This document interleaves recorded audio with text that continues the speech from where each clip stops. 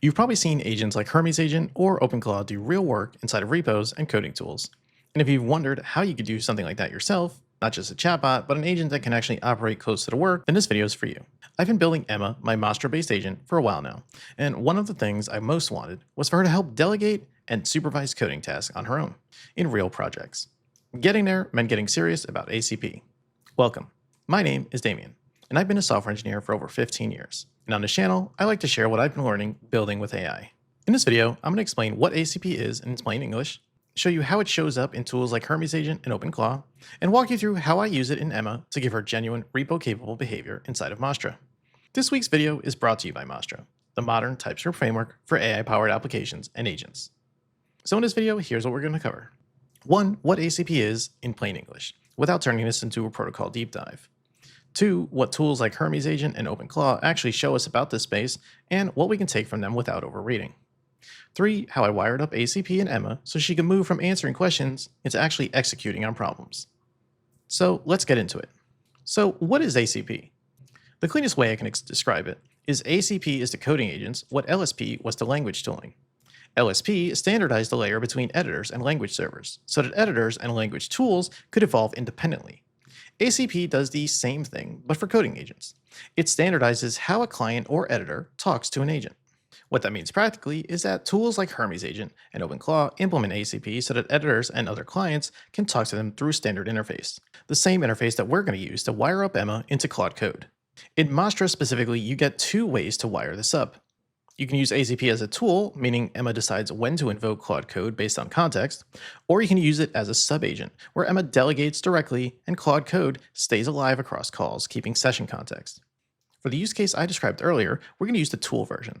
More on that in a little bit. Before we dive into code, let's take a look at an example of why I wanted to do this in the first place. So in here, this is me talking to Emma in Slack. One of the things she has access to is an agent called Beacon. Now, Beacon is responsible for monitoring and handling analytics for my website and YouTube channel. So here I've asked her to take a look at what traffic looked like week over week for the past month. And Beacon returns a pretty good report of all the stats and metrics week over week from there. And we can even see one of the interesting things is that it picked up that there were more page views coming to services. So it went from 45 page views to 302 and moved that page up to number 1. It caught that it's likely tied to a paid campaign, which is true.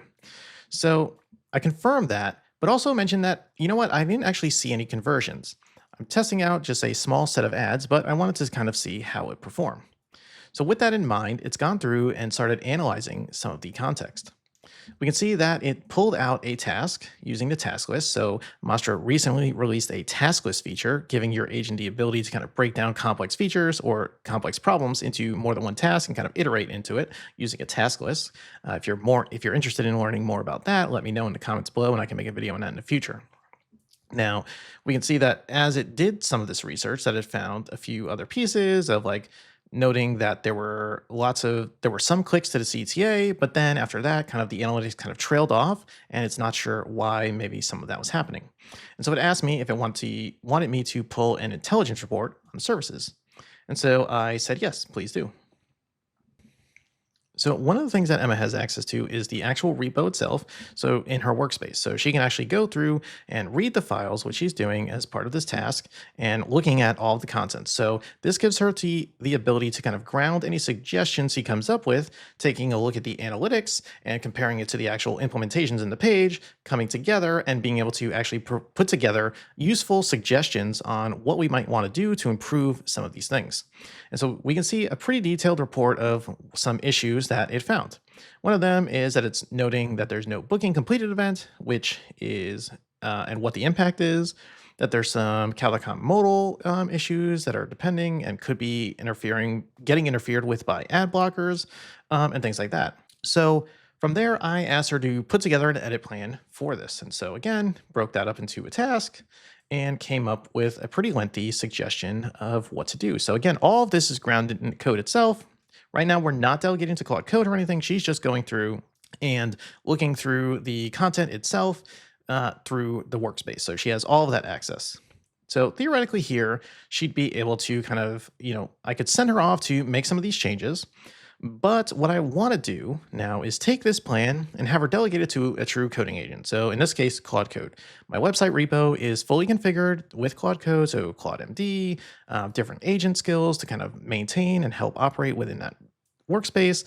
And so I want her to delegate to Claude Code to do that. And so that is what inspired me to take a look at how we might be able to do that. So with that in mind, let's take a look at some of the code to actually do this. So before we dive into the code itself, let's take a quick look at the docs to kind of take a look at what we're working with. So I'll link to these docs in the description, but these are the ACP or Agent Client Protocol docs that Mastra has provided. And so how it works is it's going to be able to delegate out either in one of two ways. One is as a subagent. So in the same way that you can create a supervisor agent and create individual subagents through Mastra agents that you can provide to the supervisor, you can do the same thing for a ACP agent. So in this case, in the example, is they're instantiating a code agent and it's using an ACP compatible coding agent and setting it as one of these subagents for the supervisor. So in this case, anytime a coding task might come up, the Mastra primary supervisor agent can go ahead and delegate that work out to the ACP agent instead. The other version is ACP as a tool. So instead of using a subagent to handle the coding task, you can actually create a separate tool specifically designed around ACP, and you can give that to your agent. So whenever a coding task comes up, your agent can call the ACP related tool to start executing on that work. And so that's the version that I implemented with Emma. So here we are in Emma's code base, and we are exporting right here the run website Claude Code tool. Now, it's not using the raw create ACP tool that Mastra exposes, and we'll take a closer look as to why that is and what we're doing instead. So in here, we're exposing one tool that Emma can use as an approval gated boundary. So what that means is I'm using on line 313 the requireApproval flag. So by default, ACP tools don't have the requireApproval option. So I've gone ahead and wrapped this tool with that instead. So in order for Emma to delegate a coding task, I want to be able to approve that before it happens. So that is why, part of why I ended up doing this. So inside of the tool itself, it's going to execute and call the run website Claude Code function. So we'll take a look at what that looks like instead. That is here on line 215, and that's the thing that's actually going to orchestrate the website run and fold the result back out to us. So it's going to own the kind of end-to-end operation of actually running this piece. One of the other features that I have inside of the create tool call is the runner itself. And so the runner is actually the piece that handles the actual execution to Claude Code or the ACP agent instead. I'm using it to allow dependency injection so that in a test environment, it can actually inject a separate runner and not actually try to execute Claude Code itself. So we'll take a look at the actual default website Claude Code runner instead, as that's the kind of more interesting piece.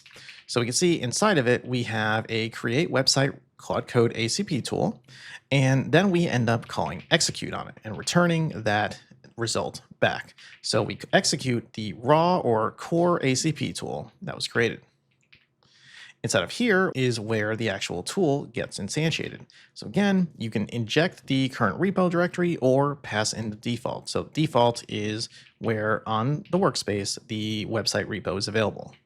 Now we have a permission handler. So we'll take a closer look at the permission handler, but that is to allow us to control how permissions are handled within the Claude Code session itself.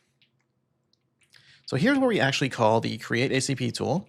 We give it the ID, website Claude Code ACP, and a description, and then the command. So the command here is using npx and the package for agent client protocol. So there's a npm package, agent client protocol, which supports various types of coding agents that support ACP. Claude Code is one of them. So this is the Claude Agent ACP. The next piece is the current working directory. So this is where the Claude Code session is going to execute inside of. So here in my case, it's going to run inside of the website repo itself. Then we pass in some session metadata.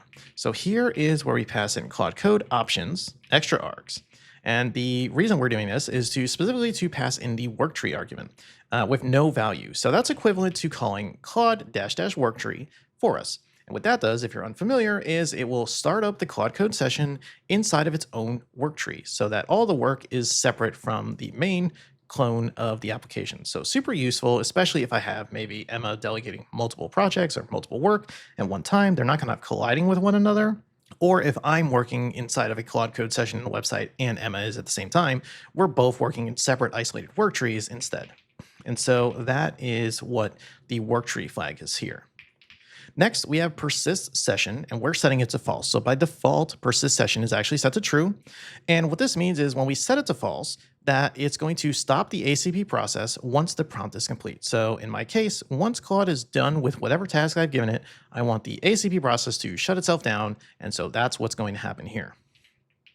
Then finally, on permission requests. So here is where you can provide your own handler for when permission requests come up through Claude Code. So if for some reason inside of the project, it's trying to do something and Claude Code needs permission to continue, what's going to happen is it's going to call this. If you don't provide this by default, Mastra will just kind of select the first option to go ahead and continue with.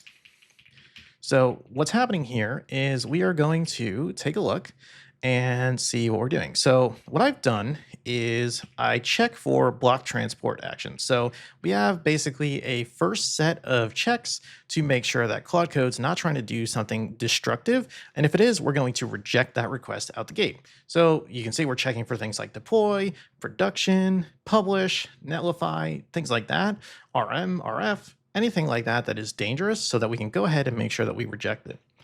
Otherwise, we go ahead and find the option for allow, and we go ahead and we end up selecting that. So very similar to the default property that Mastra provides, but just a little bit more tailored for our needs. Now, if you wanted to go further, like maybe put together a UI for allowing someone to pick from different options, you could do that too, using something like suspend to pause the run. But in my case, I want to go ahead and let Claude Code kind of run through as it needs to. So that's what I did, kind of rejecting anything that's flat out dangerous and otherwise allowing it to continue.